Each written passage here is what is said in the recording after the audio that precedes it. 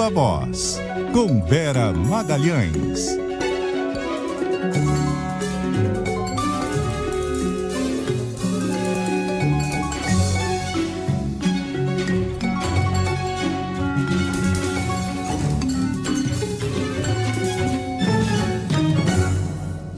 Vera.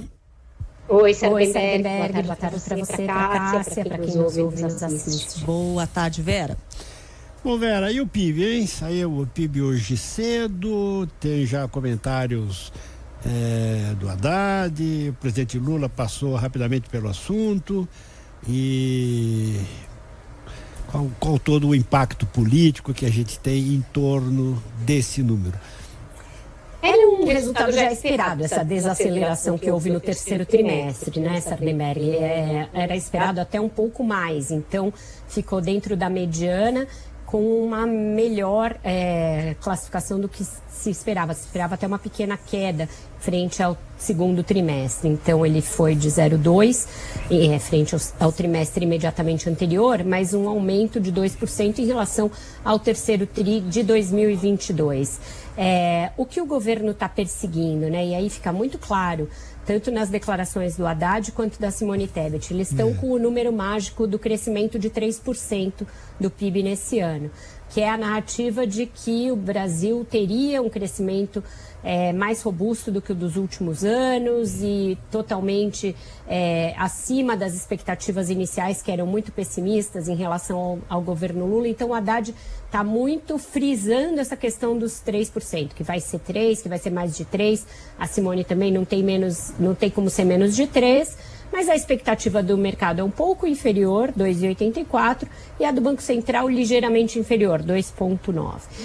Isso são variações ali na casa decimal, mas politicamente tem um peso. A gente sabe que esse é um governo que pressiona por muito gasto, por gasto público. E o Lula acha que o gasto público é o grande indutor do crescimento. A gente teve esse trimestre de desaceleração e vai contar muito com o último trimestre, sobretudo com o consumo das famílias, para perfazer esse resultado positivo. Mas, para 2024, todas as projeções são de que a gente perca esse impulso que houve em 2023, propiciado sobretudo pelo agronegócio. Então, as projeções para o ano que vem, a maioria, as do mercado, não chegam a 2% de crescimento e a do governo super otimista fala em 2,2%. Então, isso vai causar necessariamente nesse governo, que é um governo gastador, e de um presidente que tem essa ideia de que o gasto público impulsiona o crescimento, mais pressão sobre o ministro Fernando Haddad. Então, ele parece, nas explicações que ele dá, muito propenso a falar das conquistas desse ano e falar que deu tudo certo para fazer uma vacina contra essa pressão que vai existir sobre ele por mais gastos. Ele tem uma série de pepinos ainda para descascar neste ano, né? Tem as propostas que têm que ser votadas no Congresso, ele tem uma solução que ele prometeu para o veto nas desonerações das folhas de pagamento, que até agora ele não disse o que vai ser e que os setores da economia vão cobrar agora que ele voltou ao Brasil. Ontem mesmo a gente entrevistou no Roda Viva o presidente da Fiesp, Josué Gomes, e ele já disse que o ideal é que o ministro apresente essa proposta do que ele vai oferecer para os setores da economia que perderam a desoneração, para que o veto não seja derrubado e não se crie aí um buraco no lugar. Então tem muita pressão sobre ele, tanto do lado de quem está ali na economia real, quanto do governo. Então acho que a volta da viagem do Haddad é uma volta que vai necessariamente demandar muito mais poder de negociação do ministro e que ele tentou dourar a pílula, tornar mais otimista do que na verdade os números permitem, essa projeção e essa divulgação do resultado do terceiro trimestre do PIB. Ele tentou dizer que está tudo dentro do esperado, tudo conforme as expectativas, mas a gente sabe que já de olho em 2024, quando vai ter uma queda esperada do PIB, portanto menos arrecadação, a pressão sobre ele tende a crescer ainda mais, né? Sem dúvida. E essa questão que você mencionou, né, Vera, da desoneração, O presidente Lula disse que o Haddad apresentaria alternativa, já que o presidente vetou a continuidade da desoneração para o ano que vem.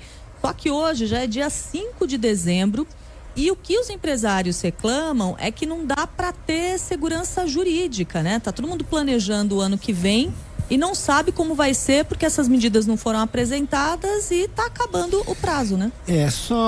Vera, Cássia, a gente tem falado muito desse assunto, mas acho sempre bom a gente especificar, detalhar para o ouvinte, porque é um baita de um problema, é um mega problema.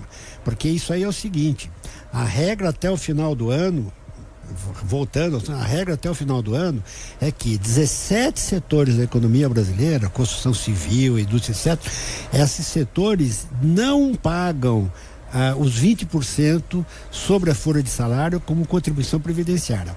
Pagam uma porcentagem que vai de 1 a 4 sobre o faturamento. Faz uma enorme diferença no que a gente chama de custo de contratação de mão de obra. Então, o que aconteceu? Aconteceu que o Congresso brasileiro renovou a desoneração, o Lula vetou. E nós estamos nesse momento, quer dizer, o Congresso vai ter que decidir sobre o veto. Como a Cássia estava dizendo, nós estamos em dezembro, as empresas têm que se planejar para os próximos anos, não é só para 2024. Sim. E aí você tem que saber se você vai pagar 20% sobre a folha ou não vai pagar, porque isso faz uma diferença brutal no seu custo, né, Vera? Exatamente, e não tem nenhuma pista de qual solução alternativa é essa, se vai ser um meio do caminho, se vai privilegiar alguns setores e deixar outros de fora, se vai replicar totalmente os termos da desoneração, mas num prazo menor. Então a gente não sabe qual é essa ideia alternativa que o Haddad vai apresentar. O Congresso está com sanha de derrubar o veto, a gente sabe, e não só esse, muitos outros vetos do Lula. Tudo isso tem um enorme impacto nessa conta que o Haddad está fazendo de quanto ele precisa arrecadar para cumprir a meta fiscal. Então é de interesse dele também apresentar essa proposta. Mas não adianta chegar na véspera do Natal e apresentar, porque aí o Congresso já vai ter derrubado o veto. Porque existe também sobre os congressistas uma pressão muito grande desses setores.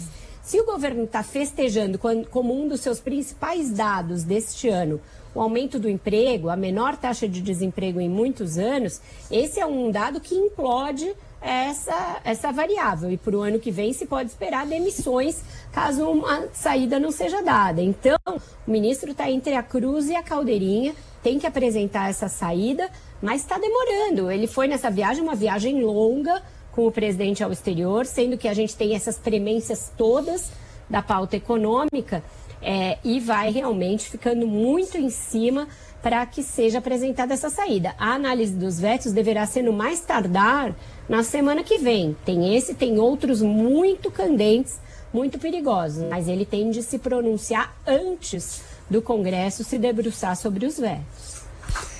Vera Magalhães, muitíssimo obrigado, Vera. Até mais. Até mais, um ótimo jornal para vocês, até amanhã. Até amanhã, Vera.